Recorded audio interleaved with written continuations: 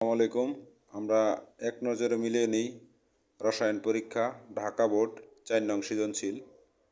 ক, বিক্রিয়ার তাপ হলো সেই তাপের পরিমাণ যা একটি রাসায়নিক বিক্রিয়ার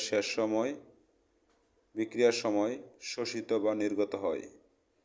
খ, যে কোনো হাইড্রোজেন যৌগ অন্য ধাতব উপাদানের সাথে আবদ্ধ থাকে তাকে কার্যকরভাবে একটি ধাতব হাইড্রাইড বলা যেতে পারে। সাধারণত বন্ধন প্রকৃতিতে সমযোজী, তবে কিছু হাইড্রাইড আয়নিক বন্ধন থেকে গঠিত হয়। হাইড্রোজেনের জারণ সংখ্যা -1 ধাতু গ্যাস শোষণ করে যা হাইড্রাইড গঠন করে। আর গতে দ্রবণ প্রস্তুত করা হয়েছে।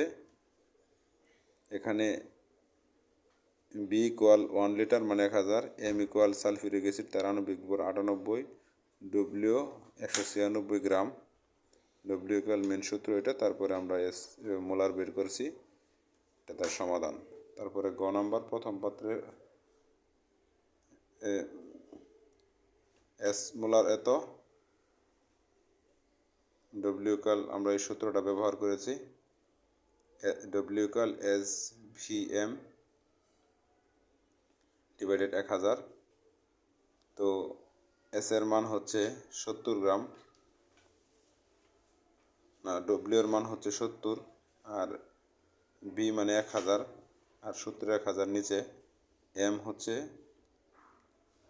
40, তার এই যে আণবিক ভরটা M হচ্ছে 40, সোডিয়াম হাইড্রোক্সাইড।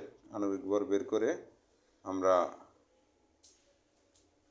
এই 70 আর 1000 গুণ করে, আবার 1000 গুণ 70 40 দ্বারা ভাগ করে ক্যালকুলেটর দ্বারা ক্যালকুলেশন করে নিলে তোমরা বুঝতে পারবা। আর গহতে পাই, এই যে S মোলার গহতে পাই মানটা আমরা S = 2 মোলার নিয়ে নিচ্ছি। আর প্রশ্নে বলা হয়েছিল যে উভয় মোলের দ্রবণের মোলারিটি সমান হবে কিনা।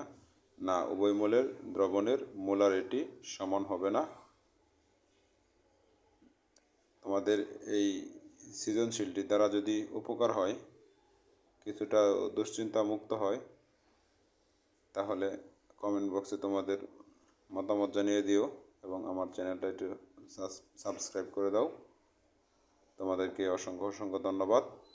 সামনে যাদের হায়ার ম্যাথ পরীক্ষা আছে তাদেরকে স্পেশাল সাজেশন দেওয়া হবে, এবং এই গত যে 2টা পরীক্ষা গেছে সায়েন্সের, আমি যে সাজেশনগুলো দিয়েছিলাম ওগুলো থেকে প্রত্যেক বোর্ডেই 8টা করে সৃজনশীল কমন পড়ছিল, এবং পরবর্তী পরীক্ষায় প্রত্যেকটা সৃজনশীল কমন পড়বে। তোমরা একটু মনোযোগ সহকারে প্র্যাকটিস করবে। আর কোন ধরনের গাণিতিক সমস্যার সম্মুখীন হও আমাকে কমেন্ট বক্সে জানিয়ে দেবে, আমি ওই ধরনের ভিডিও, ওই ধরনের সমস্যা সলভ করে আমি পাঠিয়ে দেব। ধন্যবাদ সবাইকে। আসসালামু আলাইকুম রহমতুল্লাহ।